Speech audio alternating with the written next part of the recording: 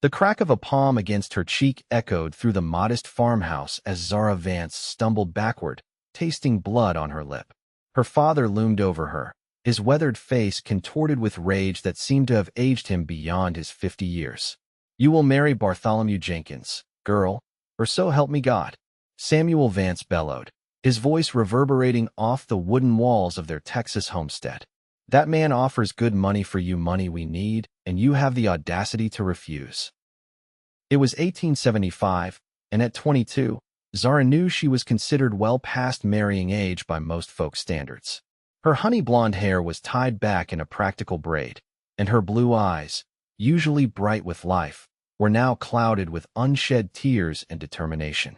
"I will not marry a man 3 times my age who has buried 2 wives already," Zara said, straightening her spine despite the sting in her cheek. "Everyone knows he worked them to death. I'd rather die a spinster." Her father's face darkened further, his hand reaching for his belt. "You've been filled with these foolish notions about marrying for love. Your mother raised you too soft before she passed. In this world, a woman needs protection, and you'll have it whether you want it or not." Zara backed away, her calico dress swishing against the rough, hewn floorboards. "Mother taught me to value myself. She would never have wanted this for me." The mention of his late wife only seemed to enrage Samuel further. With surprising speed for a man his age, he grabbed Zara's arm, his fingers digging into her flesh. "Jenkins will be here tomorrow to finalize the arrangement. You'll smile and accept his proposal, or you'll feel the consequences of your stubbornness." The sound of hoofbeats interrupted their confrontation, an unusual occurrence this far from town. Samuel's grip loosened as his attention turned toward the window. "Who the devil could that be?" he muttered, moving to look outside. Zara used the opportunity to pull away, pressing herself against the wall, her heart hammering in her chest. Through the window, she caught a glimpse of a stranger riding through their gate, dust billowing behind his horse. The man sat tall in the saddle, his broad shoulders silhouetted against the setting Texas sun. Samuel cursed under his breath. "Stay here," he ordered before stomping toward the door, adjusting his suspenders and smoothing down his graying hair. Zara moved to the window, watching as her father stepped onto the porch to meet the stranger. The rider dismounted with fluid grace, removing his hat to reveal dark hair that curled slightly at his collar. Even from a distance, she could see he was younger than she'd first thought, perhaps 30, with a face that seemed carved from the harsh landscape itself. Their voices carried through the partially open window. "Name's Luke Garrison," the stranger said, extending a hand which her father reluctantly shook. "My horse threw a shoe about a mile back. I was hoping I might trouble you for water and perhaps use of your smithy tools." Samuel Vance was many things: cruel, stubborn, greedy, but turning away a traveler in need went against the unwritten laws of the frontier. "Water troughs yonder," he said gruffly. "Tools are in the barn. You can see to your horse, but be on your way by morning." The stranger Luke nodded his thanks, his eyes drifting toward the window where Zara stood watching. For a moment, their gazes locked, and Zara felt something stir within her that she'd never experienced before. His eyes widened slightly at the sight of her bruised cheek, which she instinctively covered with her hand.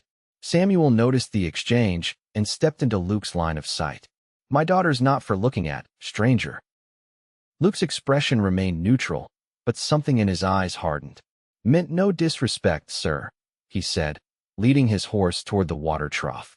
Samuel returned inside, his scowl deepening when he found Zara still at the window. "You stay away from that man, you hear me?" he growled. "We've got enough trouble with your foolishness about Jenkins. I won't have you making eyes at some drifter." I wasn't. The back of his hand caught her other cheek before she could finish. "Get to cooking supper. And you'd best be thinking about how you'll greet Jenkins tomorrow." Zara nodded silently, moving toward the kitchen, her mind racing. As she prepared a simple meal of beans and cornbread, she stole glances through the kitchen window at the stranger working on his horse in the fading light. There was something different about him, a quiet strength that seemed at odds with the rough men she was accustomed to seeing in these parts. When supper was ready, Samuel ordered her to take a plate out to the barn for their visitor, but to be quick about it. "And button that collar all the way up," he added with a pointed look. Zara carried the steaming plate across the yard, her stomach nodding with each step. She found Luke in the barn, skillfully working on his horse's shoe by lantern light. "I brought you some supper," she said, holding out the plate. Luke straightened, wiping his hands on a rag before accepting the food. "That's mighty kind of you, Mississippi." Zara Vance," she replied, not meeting his eyes. "Thank you, Miss Vance." His voice was gentle, softer than it had been with her father. After a moment of silence, he added, "That's a nasty bruise forming." Zara's hand flew to her cheek again. "I'm clumsy," she said automatically, the lie bitter on her tongue. Luke's expression made it clear he didn't believe her, but he didn't press. Instead, he said, "My mother had a remedy for bruises. Witch hazel and arnica, if you can find them." Their fingers brushed as he took the plate, and Zara felt that strange flutter again. She pulled her hand away quickly. "Your father seems set on me leaving at first light," Luke continued, taking a bite of cornbread. "He doesn't like strangers," Zara replied, knowing she should return to the house, but finding herself reluctant to leave this man's presence. "And who is Jenkins?" Luke asked casually, though his eyes were intent on hers. Zara stiffened. "You were listening." Hard not to hear a man shouting at that volume. He took another bite, studying her. "I gather you're not eager for this Jenkins' arrival tomorrow." "It's not your concern," Zara said, even as part of her desperately wanted to confide in this stranger. "No, it's not," Luke agreed easily. "But if a person were looking to avoid an unwanted situation, the hour before dawn is when most folks sleep their deepest." His eyes held hers meaningfully. Before Zara could respond, her father's voice bellowed from the house. "Zara, get back in here, girl." "I should go," she whispered, turning quickly. "Miss Vance," Luke called softly after her. When she paused, he said simply, "Everyone deserves to choose their own path." Zara hurried back to the house, her father's scowl greeting her at the door. "What took so long?" he demanded. "He had questions about caring for his horse overnight," she lied, moving past him to clean the supper dishes. That night, as she lay in her small bed, Zara's mind whirled with possibilities. The stranger's words had planted a dangerous, tempting seed. She had nowhere to go, little money of her own. Yet the alternative marriage to Bartholomew Jenkins was unthinkable. In the darkness, she made her decision. Moving quietly, she gathered what few possessions she could carry in a small sack, a change of clothes, her mother's silver hairbrush, the tiny bit of money she'd saved from selling eggs. She changed into her sturdiest dress and boots, then waited, listening to her father's snores from the next room.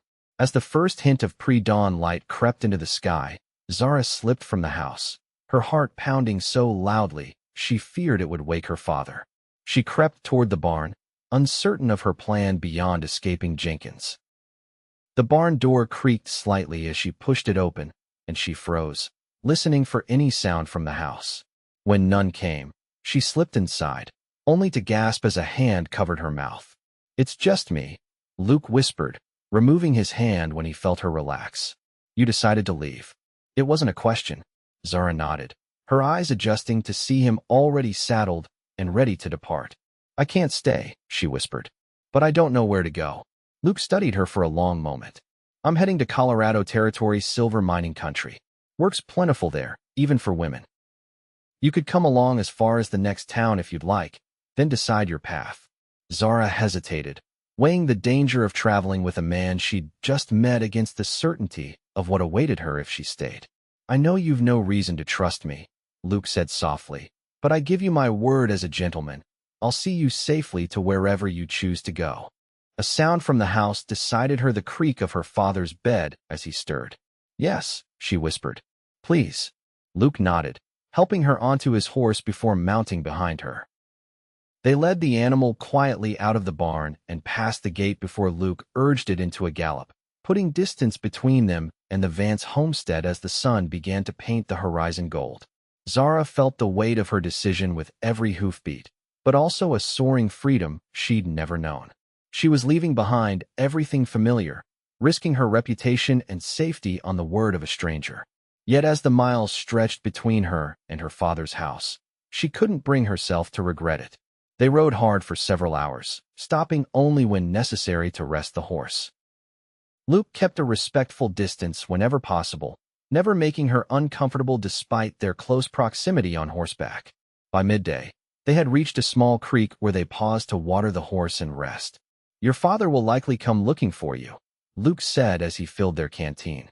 Zara nodded, sitting on a rock and massaging her sore legs. "He'll be furious. He needed Jenkins' money to pay off gambling debts." Luke's expression darkened. "So he was selling you to cover his losses." "That's how I saw it," Zara admitted, though he called it securing my future. "A man who beats his daughter has no right to decide her future," Luke said, his voice hard. Zara looked up, surprised by the vehemence in his tone. "Do you have sisters, Mr. Garrison?" "Luke, please," he corrected gently. "No sisters. But my mother suffered at my father's hands until consumption took her when I was 15. I swore I'd never be that kind of man, nor stand by while another acted similarly." There was something in his eyes of pain and resolve that spoke of experiences beyond his years. Zara felt drawn to him in a way that both comforted and unsettled her. "How far to the next town?" she asked, changing the subject. "Willow Creek's about a day's ride," Luke replied, checking the position of the sun. "We should make it by tomorrow afternoon if we continue at a good pace." Zara nodded, looking down at her dusty dress. "I must look a fright. What will people think when we arrive together?" Luke considered this. "We could say you're my sister, traveling to join our uncle in Colorado after our parents passed." It was a sensible suggestion, though Zara felt an unexpected twinge of disappointment at the thought of pretending to be his sister. "That might work," she agreed. They continued their journey as the day warmed, talking intermittently about neutral topics: the landscape, the weather, Luke's horse, a spirited gelding named Rusty. Zara found herself relaxing in his company, his steady presence a balm to her frayed nerves. As twilight approached, Luke guided them to a small copse of trees near another creek. "We should rest here for the night," he said, helping her dismount. "I'll sleep over there, give you your privacy." Zara felt both grateful for his consideration and acutely aware of their unusual situation. "Have you done this before?" she asked suddenly. "Helped women escape bad situations?" Luke smiled faintly as he unsaddled Rusty. "Not exactly, though I've intervened in a fight or two when a lady needed assistance. I'm just doing what any decent man would do." "Most men around these parts would mind their own business," Zara observed, gathering sticks for a small fire. "Then perhaps decency is rarer than it should be," Luke replied, striking a match to light the kindling she had arranged. As darkness fell, they shared a modest meal of jerky and hardtack from Luke's provisions. Sitting across the small fire from him, Zara studied his features: the strong jawline softened by the hint of a beard, eyes that seemed to shift between gray and blue in the firelight, hands that were calloused but gentle. She wondered about his life, what had shaped him into the kind of man who would risk helping a stranger. "You mentioned silver mining," she said eventually. "Is that your trade?" Luke shook his head. "I've done some prospecting, but I'm a blacksmith by training. Picked up carpentry along the way too. I go where the work is." "No family waiting for you?" Zara asked, then blushed at her boldness. "No," Luke said simply. "Not anymore." Something in his tone suggested there was more to the story, but he didn't elaborate. They fell into a comfortable silence, the crackling fire and night sounds of the prairie their only company. Eventually, Luke stood, stretching his tall frame. "You should get some rest, Miss Vance. We've got more riding ahead tomorrow." "Zara," she corrected softly. "If we're pretending to be siblings, you should use my given name." Luke smiled, the expression warming his features. "Zara then. Sleep well." True to his word, Luke settled on the other side of the small clearing, leaving Zara his bedroll despite her protests. As she lay looking up at the stars, a freedom she hadn't felt in years washed over her. Whatever uncertainties tomorrow might bring, tonight she was her own woman, making her own choices. The next morning dawned clear and cool. They set off early, riding at a steady pace through rolling plains dotted with scrub brush and the occasional stand of trees. By mid-morning, Zara spotted dust in the distance behind them. "Luke," she said, her voice tight with alarm. "Someone's following us." Luke reined in Rusty, scanning the horizon with narrowed eyes. "Could be your father," he acknowledged grimly. "Or it could be other travelers heading the same way." "What if it is him?" Zara asked, her hand unconsciously gripping Luke's arm. "Then we'll deal with it," he replied with a calmness that steadied her. "But let's not assume the worst yet. Rusty's strong, but he can't outrun fresh horses carrying double. We'll continue on and keep watch. They rode on, both acutely aware of the dust cloud that seemed to be gaining on them. By early afternoon, Luke's face had grown increasingly grim. "Riders," he confirmed, glancing back. 3 of them, pushing hard. Zara's breath caught. "It's him. He wouldn't come alone, he'd bring men from town." Luke nodded, urging Rusty to a faster pace. "Willow Creek can't be more than a few miles now, if we can reach town." But the riders behind them were gaining too quickly. Luke guided Rusty off the trail toward a cluster of rocks and trees that offered some cover. "What are you doing?" Zara asked, panic rising in her throat. "Getting you to safety," Luke said firmly, pulling up behind the largest rock formation. He helped her dismount quickly. "Stay hidden here. I'll lead them away, then circle back for you." "No." Zara clutched his sleeve. "They'll hurt you. Or worse. Better me than you," Luke replied, his eyes meeting hers with an intensity that stole her breath. "I can handle myself, Zara. Trust me." Before she could protest further, he pressed his pistol into her hands. "Just in case. But stay hidden unless you have no choice." With that, he swung back into the saddle and rode out, deliberately cutting across open ground where he would be visible to their pursuers. Zara watched from her hiding place as the 3 riders changed course to follow him, her heart in her throat as she recognized her father's stocky form among them. Minutes stretched into what felt like hours as Zara crouched behind the rocks, straining to hear over the pounding of her heart. Eventually, distant gunshots made her gasp aloud, her hands tightening on Luke's pistol. She tried to make out what was happening, but the riders had disappeared from view. Just as she was debating whether to leave her hiding place, hoofbeats approached. Zara pressed herself against the rock, the pistol raised with trembling hands. She nearly collapsed with relief when Luke appeared, looking dusty but unharmed. "What happened?" she asked as he dismounted, rushing to his side. "Your father's a poor shot when he's angry," Luke said with a grim smile. "I led them on a chase through rough country. One of their horses came up lame. They'll be delayed, but not for long. We need to reach town." "You could have been killed," Zara said, unable to keep the tremor from her voice. Luke's expression softened as he took his pistol back, holstering it smoothly. "I promised to get you safely to town, and I mean to keep that promise." They mounted up again, pushing Rusty as much as they dared given his fatigue. The first buildings of Willow Creek came into view just as the sun began its westward descent, a welcome sight of civilization after their tense flight. The town was larger than Zara had expected, with a proper main street lined with businesses, a church steeple visible behind the general store, and the bustle of a community that served as a trading hub for surrounding ranches and farms. Luke guided Rusty directly to the sheriff's office, helping Zara dismount before securing the horse to the hitching post. "Why are we stopping here?" Zara asked nervously, eyeing the weathered sign that read Sheriff J. Hollister. "Because your father won't give up easily," Luke explained. "Better to explain our situation to the law before he arrives with his own version of events." Zara smoothed her rumpled dress, acutely aware of her disheveled appearance. "What if the sheriff sends me back? The law tends to side with fathers over daughters." "Then we'll find another way," Luke said simply, offering his arm. "But first, let's try the straightforward approach." Sheriff Hollister proved to be a middle-aged man with shrewd eyes and a salt and pepper mustache that twitched as he listened to their story. He asked pointed questions, particularly about Zara's age and the nature of her father's abuse. "I'm 22, Zara stated firmly. "Old enough to make my own decisions about marriage." "And these bruises?" the sheriff asked, gesturing to her face. "My father's handiwork," she replied, lifting her chin. "He was forcing me to marry a man named Bartholomew Jenkins to settle gambling debts. When I refused, this was the result." The sheriff's eyes moved to Luke.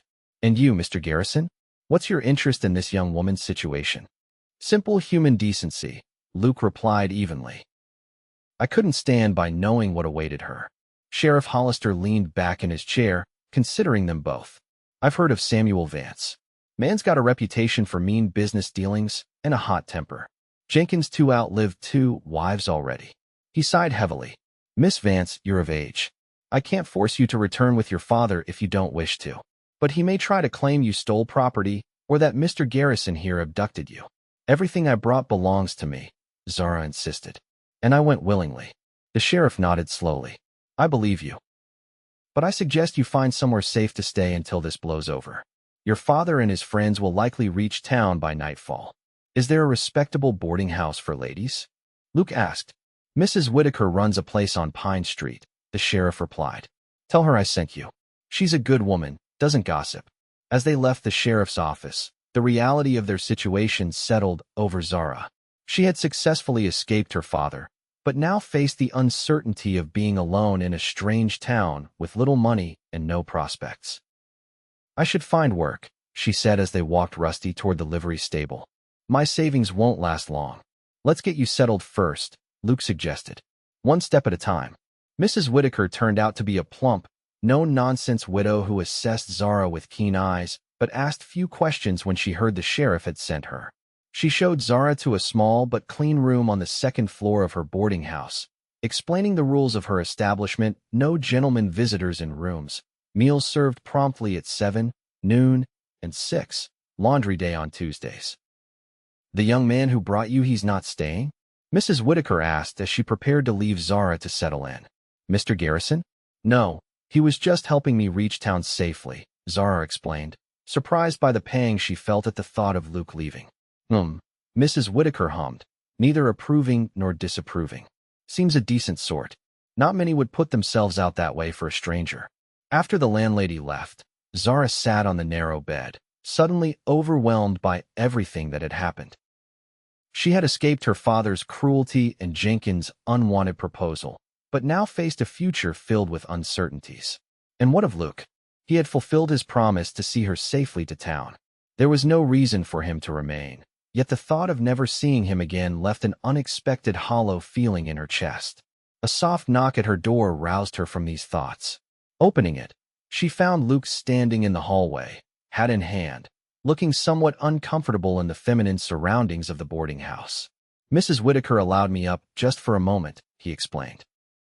I wanted to make sure you were settled before I found my own lodgings. Where will you stay? Zara asked, realizing she hadn't considered his plans. There's rooms above the saloon, Luke said with a shrug. Not fancy, but they'll do for now. For now? The words gave Zara a flutter of hope. You're not continuing on to Colorado right away? Luke's expression softened. Didn't seem right to leave until I'm sure you're safe. Your father could still make trouble. You've done more than enough already, Zara protested, even as relief washed through her. I've barely started, Luke replied with a smile that reached his eyes. I spoke with the livery owner. He's looking for help, and I need work while I'm here. As for you, Mrs. Whitaker mentioned the mercantile might be hiring. The owner's wife is increasing and needs assistance. Zara blinked at him in surprise. You've been busy. Small towns run on information, Luke said with a slight shrug. People talk if you listen. A comfortable silence stretched between them, broken only when Mrs. Whitaker called up the stairs that dinner would be served shortly. I should let you get settled, Luke said, stepping back. Perhaps I could call on you tomorrow? See how you're faring. I'd like that, Zara replied, unable to keep the warmth from her voice. After he left, Zara changed into her clean dress and joined the other boarders for dinner: 3 older ladies who taught at the school and a young widow who worked at the millinery shop. They were curious about the newcomer but respectful of her privacy, asking general questions about her journey but not prying into her circumstances. Zara answered politely, her mind still dwelling on Luke and his unexpected decision to remain in Willow Creek. She had known him barely 2 days, yet already felt a connection that both thrilled and frightened her. The next morning, Zara visited the mercantile as Luke had suggested. The owner, Mr. Peterson, was indeed looking for help, as his wife's condition made standing behind the counter for long hours increasingly difficult. After a brief interview where Zara demonstrated her ability to cipher and her knowledge of household goods, he offered her the position on the spot. Can you start tomorrow? He asked, clearly relieved to have found suitable help. Yes, sir, Zara replied, hardly believing her good fortune. As she left the store, a familiar figure waiting across the street made her heart skip. Luke pushed away from the hitching post where he'd been leaning, crossing to meet her with a smile. Good news? He asked, noting her expression. Mr. Peterson hired me, Zara confirmed, unable to suppress her own smile. I start tomorrow. That calls for a celebration, Luke declared. Have you had breakfast? The hotel dining room serves decent fare. Over a meal of eggs, biscuits, and strong coffee, Zara felt herself relaxing in Luke's company, the tension of the past days finally easing from her shoulders. They talked easily, learning more about each other's lives: Luke's apprenticeship to a blacksmith after his mother's death, his travels across the Western Territories, Zara's childhood on the farm before her mother's passing, her dreams of someday having a home of her own. My mother taught me to read, Zara confided. Father thought it was a waste for a girl, but she insisted. She had been a teacher before marrying him. My mother was the same, Luke said, his expression softening with memory. Said a man who couldn't read would always be at another's mercy. He hesitated, then added, she's the reason I can't abide men who mistreat women. She endured so much from my father, yet never lost her kindness. The conversation flowed naturally between them, interrupted only when the hotel owner approached their table with a concerned expression. Mr. Garrison, the man said quietly, thought you should know there's 3 men just rode in, asking after a young lady traveling with a dark-haired stranger. One of them's making quite a scene at the sheriff's office. Zara felt the blood drain from her face. My father, she whispered. Luke thanked the hotel owner before turning to Zara. Best get you back to the boarding house. Sheriff Hollister knows the truth, but let's not risk a confrontation if we can avoid it. They left quickly, Luke guiding her through side streets to avoid the main thoroughfare. As they neared the boarding house, angry voices carried from the direction of the sheriff's office. He kidnapped my daughter. Samuel Vance's distinctive bellow rang out. I want him arrested. Zara flinched at the sound, unconsciously moving closer to Luke. He placed a protective hand on her shoulder, steering her toward the boarding house's back entrance. He can't force you to go with him, Luke reminded her quietly. You're of age, and the sheriff knows the truth. But he could make things difficult for you, Zara replied, worry creasing her brow. Kidnapping accusations are serious. Let me worry about that, Luke said as they reached the boarding house door. Stay inside for now. I'll speak with the sheriff again. Make sure he has the full story. Despite Zara's protests, Luke insisted on confronting the situation directly. With a promise to return soon, he left her in Mrs. Whitaker's capable hands and headed for the sheriff's office. The hours that followed were some of the longest of Zara's life. From her window, she could see occasional movement in the main street, her father and his companions emerging from the sheriff's office, then heading to the saloon, later stomping toward the livery. But no sign of Luke. By late afternoon, her nerves were frayed to breaking. Mrs.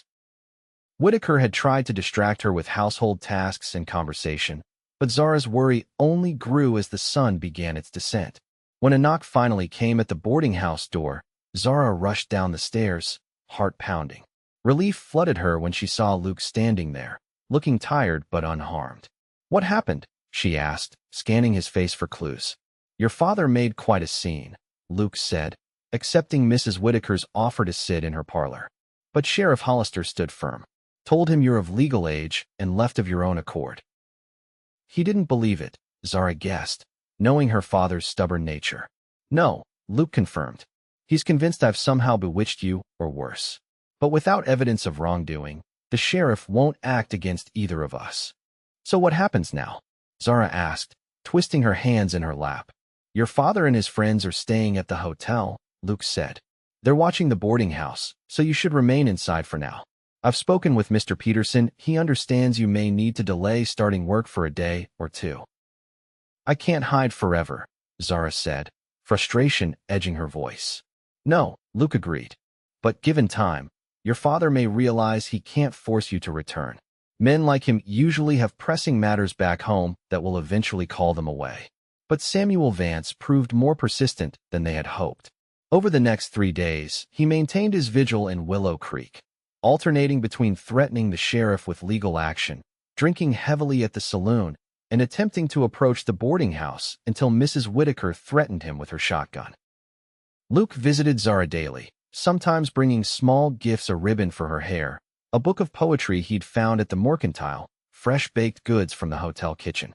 Despite the tension of her father's presence in town, Zara found herself looking forward to these visits with an eagerness that both confused and delighted her.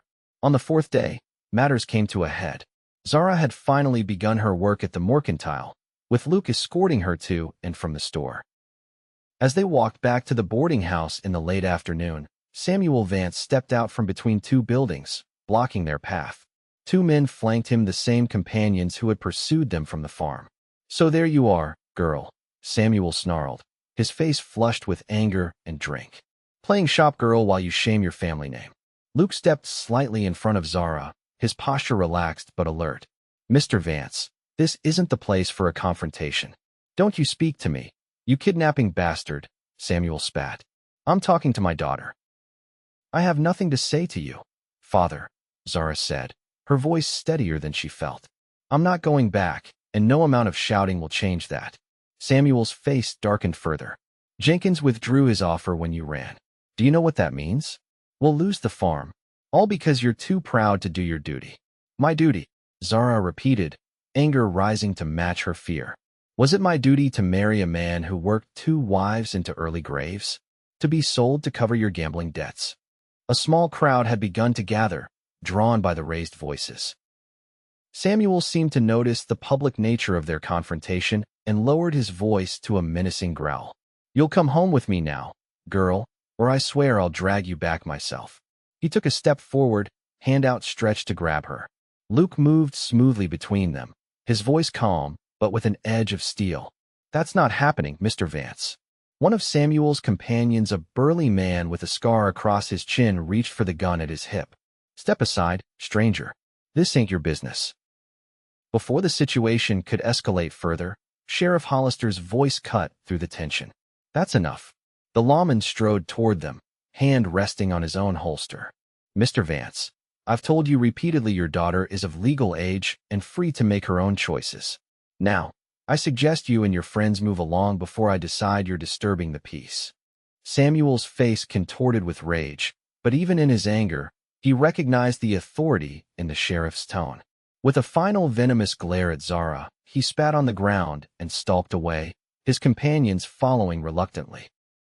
"He'll be back," Zara said quietly as they continued to the boarding house, the sheriff accompanying them. "Maybe," Sheriff Hollister acknowledged, "but he's running out of options. And patience. Men like your father don't usually have the stamina for a long siege." The sheriff's prediction proved accurate. The next morning, Luke brought news that Samuel Vance and his companions had departed Willow Creek before dawn. "Are you certain?" Zara asked, hardly daring to believe it. The livery owner confirmed it, Luke said as they sat in Mrs. Whitaker's parlor. "They settled their bill at the hotel last night and rode out early." Relief washed over Zara, followed quickly by uncertainty. "He could come back." "He could," Luke agreed. "But each day you establish yourself here makes that less likely. You have employment, a respectable place to live, the sheriff's support. Your father would face increasing difficulty trying to force your return." Zara nodded slowly, allowing herself to believe in the possibility of a life free from her father's control. "I should thank you," she said softly. "I wouldn't have had the courage to leave without your help." "You had the courage," Luke corrected gently. "You just needed an opportunity." Their eyes met, and Zara felt that now familiar flutter in her chest. Over the past days, her feelings for Luke had grown from gratitude to something deeper, more complex. She found herself noticing small details, the way his eyes crinkled when he smiled, how carefully he listened when she spoke, the gentleness of his hands despite their strength. "What will you do now?" she asked, suddenly afraid of his answer. "Will you continue on to Colorado?"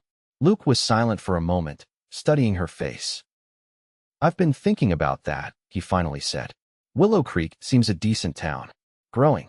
Could use a good blacksmith, from what I've seen." Hope sparked in Zara's chest. "Are you considering staying?" "I am," Luke admitted. "For a while, at least.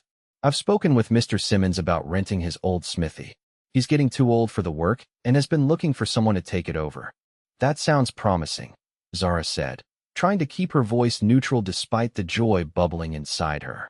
"It does," Luke agreed, a smile playing at the corners of his mouth. "Especially since I've found another reason to consider putting down roots." His gaze held hers meaningfully, and Zara felt her cheeks warm. Before either could speak further, Mrs. Whitaker bustled into the parlor with tea and biscuits, effectively ending the moment, but not the understanding that had passed between them. Over the next weeks, Zara and Luke fell into a comfortable routine. She worked at the mercantile 6 days a week, growing confident in her role and earning Mr. Peterson's trust. Luke reopened the smithy, his skill and fair prices quickly earning him a solid reputation among the townspeople and nearby ranchers. They spent much of their free time together: Sunday walks after church, shared meals at the hotel dining room, evenings on Mrs. Whitaker's porch when the weather was fine. With each passing day, their connection deepened, moving beyond friendship into something neither had experienced before. Word eventually reached Willow Creek that Samuel Vance had indeed lost his farm to creditors. He had moved to Fort Worth, apparently washing his hands of his daughter completely. While the news brought a pang of sadness for what might have been, Zara felt primarily relief. Her father's departure from her life meant she could truly build a new one without looking over her shoulder. As summer gave way to autumn, Zara had saved enough from her wages to rent a small cottage on the edge of town. It was a modest place, just 2 rooms with a lean-to kitchen, but it represented independence she had once thought impossible. Luke helped her move her few possessions, building shelves and a table for her kitchen, repairing the roof before winter set in. As they worked side by side, Zara found herself increasingly aware of his presence: the brush of his hand against hers, the warmth of his smile, the way he seemed to anticipate her needs before she voiced them. On a crisp October evening, Luke walked Zara home after a town social. The harvest moon hung low and golden in the sky, casting long shadows across their path. They walked in comfortable silence, their breaths visible in the cool air. At her door, Luke paused, his expression unusually serious. "Zara, there's something I've been wanting to say." Her heart quickened as she looked up at him. "Yes. When I rode through your father's gate that day, I had no notion of how my life would change," he said, his voice low and sincere. "I was just a drifter, going wherever work took me. I never thought to find a place where I might want to stay, let alone." He trailed off, seeming to search for the right words. "Let alone," Zara prompted gently.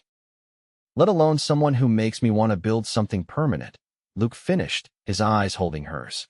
"Zara, I know we haven't known each other long by some standards, but I can't imagine my life without you in it now." Zara's breath caught as Luke took her hand in his. "I'm not a wealthy man," he continued. "I can't offer you grand things, but I can promise to work hard, to respect you always, to cherish your spirit and never try to break it as your father did.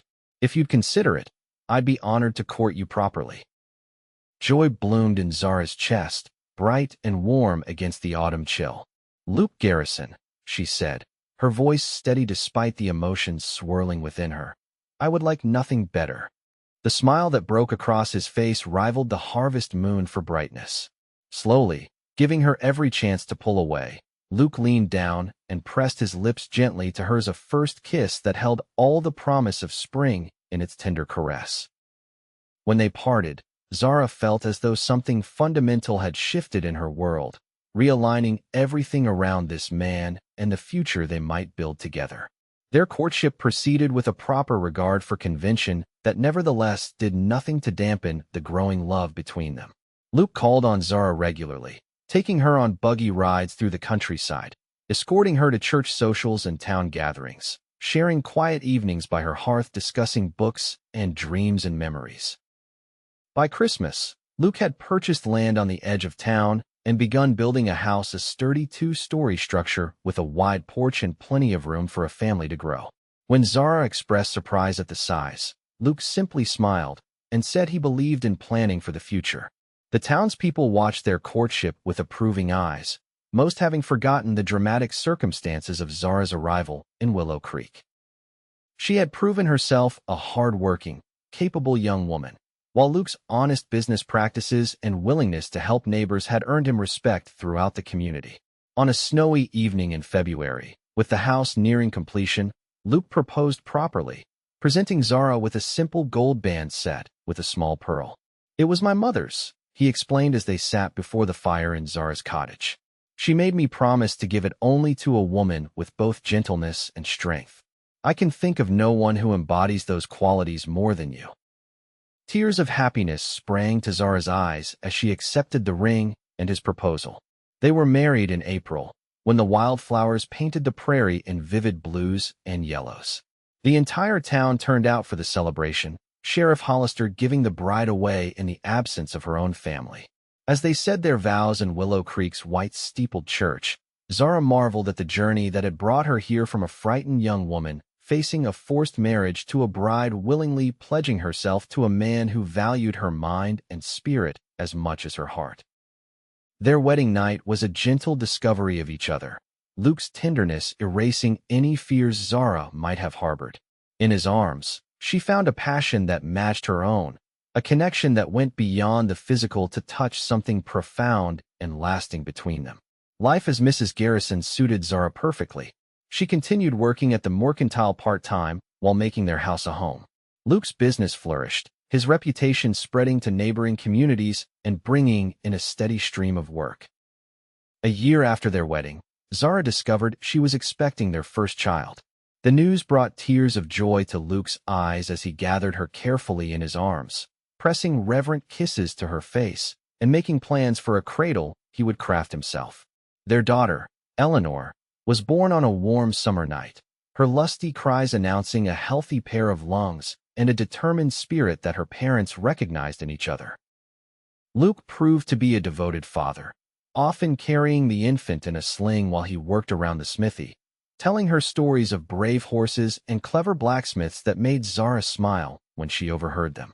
When Eleanor was 2, the Garrisons welcomed a son, Samuel, named not for Zara's father, but for Luke's childhood friend who had died in the war.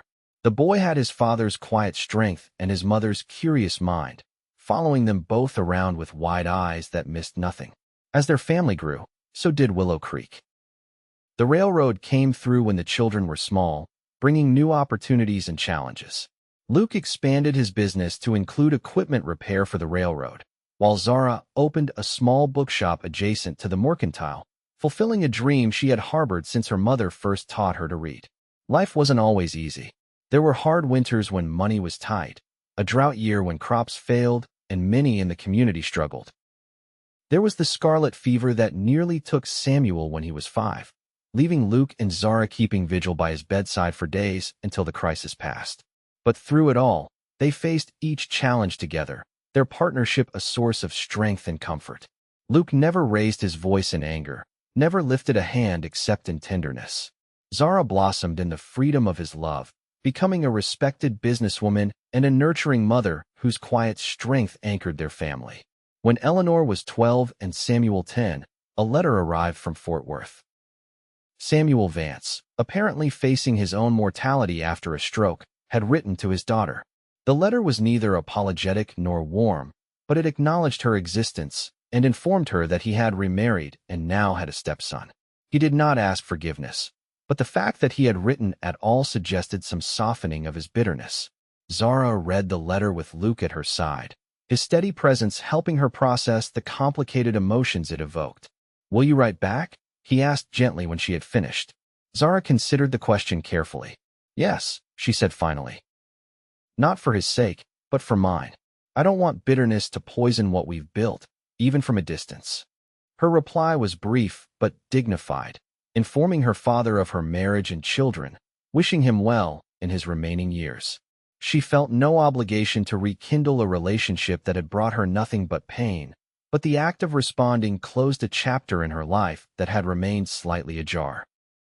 As the years passed, Luke and Zara watched their children grow into adults who carried forward the values they had instilled: respect, hard work, kindness, and the belief that love should lift up rather than tear down.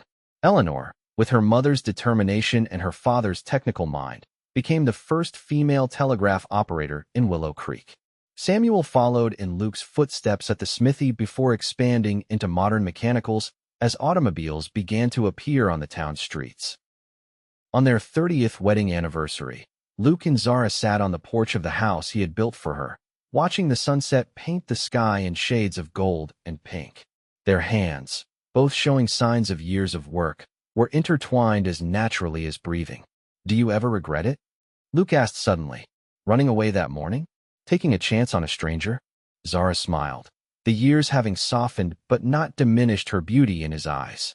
Not for a single moment, she replied with certainty. That was the first day of my real life, the day I chose my own path instead of accepting the one forced upon me. Luke brought her hand to his lips, a gesture that still made her heart quicken after all their years together. I thank God every day that I rode through that gate, he said softly. I went looking for a horseshoe and found the other half of my soul instead. As twilight deepened around them, Zara leaned her head on her husband's shoulder, contentment washing over her. From a life where love had seemed an impossible dream, she had built one overflowing with it, love given and received freely, strengthening rather than diminishing those it touched. The young woman who had once fled her father's cruelty with nothing but a small sack of possessions and desperate hope now sat surrounded by the fruits of courage and perseverance. Her journey had begun in fear, but had led to a life richer than she could have imagined on that fateful dawn when a cowboy rode through the gate and offered her a chance at freedom. In the gathering dusk, with the man she loved beside her and the knowledge of a family that would carry their legacy forward, Zara Garrison knew the true meaning of happiness, not the absence of struggles, but the presence of love strong enough to weather them all.